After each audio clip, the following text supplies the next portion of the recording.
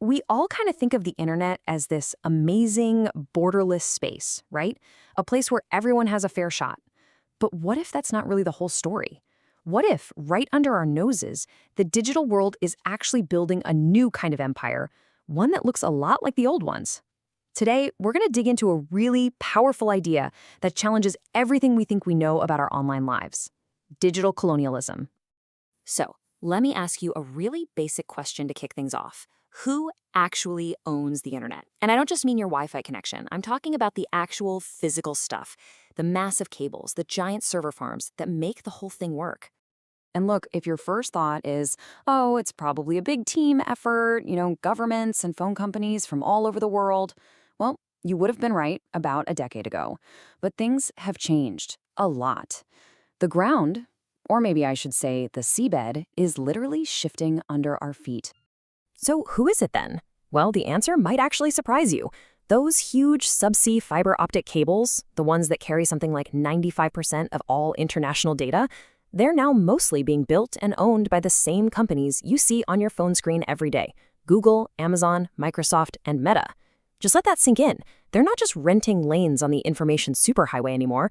They are literally paving and owning the entire highway. And the scale of this whole thing is just mind-blowing. Take a look at this number: 50,000 kilometers. To put that in perspective for you, that's longer than the entire circumference of planet Earth. So what on earth is this massive project? That 50,000 kilometers, that's the length of one single cable that Meta is planning, called Waterworth. Once it's finished, it's going to be the longest subsea cable in the world, linking up 5 different continents, and all of it will be controlled by just one company based out of Silicon Valley. Okay, so they own the cables. Big deal, right? Well, according to researchers, controlling these physical pipes is just the foundation. On top of that foundation, they say a much, much bigger structure is being built: a new digital empire. And this is where we get to the core idea. The term that researchers like Michael Kwet use is digital colonialism. Now, the key phrase to lock onto in this definition is imperial control. This isn't just about a company having a popular product. This is talking about a power imbalance so huge that a few corporations can basically write the rules for the entire digital world, especially for countries in the global south. This comparison here, it really makes the whole thing just click into place. Think about it. In the past, colonial powers took control of shipping lanes to extract physical stuff like rubber or minerals. Today, tech giants control digital platforms to extract a totally new raw material, our data. And the result? It's weirdly similar. Instead of economic dependency, you get this new kind of data dependency, where all the digital wealth and power flows back to the very same global centers. All right, so that's the big idea. But how does it actually work? How is this control built? Well, the research points to a really clear framework. You could almost call it an architecture of control. It really comes down to 3 interlocking layers. First, there's the hardware. That's the phone in your hand, the servers in the cloud. Then you've got the software, the operating systems, the apps, the platforms we all live on. And finally, you have the network itself, those physical cables we were just talking about. Now here's the kicker. When one company, or a small group of them, controls all 3 of those layers, they don't just have a good business. They have total top-to-bottom control over an entire digital ecosystem. And the companies building this architecture? Yeah, it's a list you're going to recognize immediately. It's a really short, familiar group of corporations, mostly from the US and now increasingly from China. We're talking Google, Amazon, Meta, and then on the other side, giants like Alibaba and Tencent. And this gets to the heart of why this control matters so much. As Michael Kwet puts it, the centerpiece of surveillance capitalism, big data, violates the sanctity of privacy and concentrates economic power. Basically, it's a system where spying on us isn't some unfortunate side effect, it's the entire business model. Okay, so this isn't just some abstract academic debate about technology and economics. This whole system has real, tangible, human consequences, especially for the hundreds of millions of people living in the global south. And the research lays out a pretty grim picture.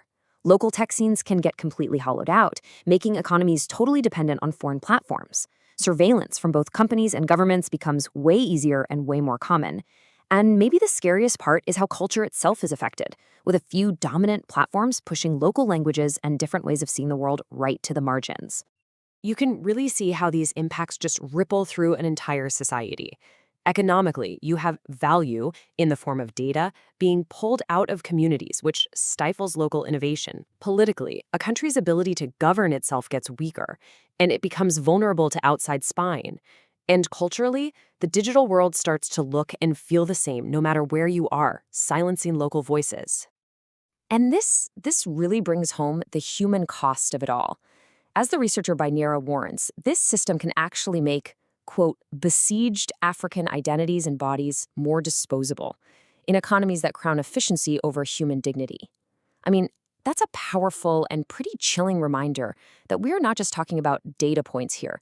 We are talking about people's lives, their dignity, their very identity. So, if that's the situation now, what's next? Well, there's a new player on the field that's set to turbocharge all of these trends: artificial intelligence. And what's so wild and honestly a bit disturbing is that researchers are seeing the development of AI follow a script that is, well, eerily familiar. According to the source material, AI is pretty much mirroring the historical colonial script step by step. Let me show you what I mean. The old colonial playbook was pretty straightforward, right? You go to a place, you extract its raw materials, you ship them back to the global north to process them, and then you sell expensive finished products back to the very same people. Now look at the new AI script. It's a direct echo. You extract raw data from everybody, process it in a few centralized data centers, and then sell expensive AI services back to the world. It's the same pattern, just with a different resource. And with AI, the risks just get bigger and even more entrenched.